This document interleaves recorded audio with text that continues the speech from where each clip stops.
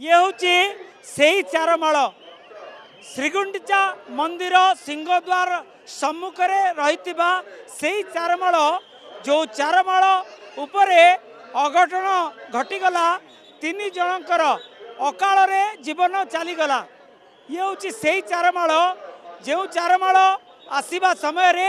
ए स्थान रे उपस्थित रही हजार हजार संख्यार भक्त एवं हड़बड़ है ठेला पेला है एवं चलीगला 3 जनकर अकाल जीवन। भक्त आसीला महाप्रभु को दर्शन करने सान्निध्य नेबापाई किंतु जीवन चलीगला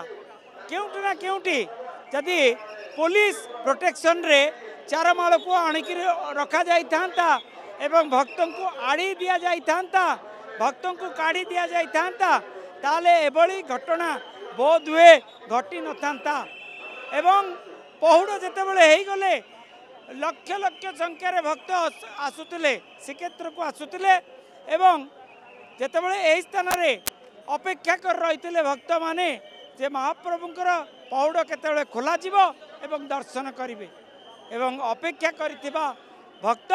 पुलिस प्रशासन केते दूर प्रोटेक्शन देइतिला ना प्रोटेक्शन देई नथिला जे भक्तों भितर जो ठेला पेला हैला ता किभली भाबे परिस्थिति हैला ए घटना तो तदंत रिपोर्ट पर जना पड़िबो किंतु अकाल रे 3 जनकर जीवन चलीगला। भक्त भावनार सहित भावग्राही को देखिया पई आसीतिला एवं परवर्ती समय रे ए घटना जेमति पुनरावृत्ति न हो कौन सरकार पदक्षेप नेउचंती निश्चित ता उपरे नजर रहिबो। पुरी रो कैमरा पर्सन सोमनाथ गोचिकार मधुसूदन मिश्र ओटीवी।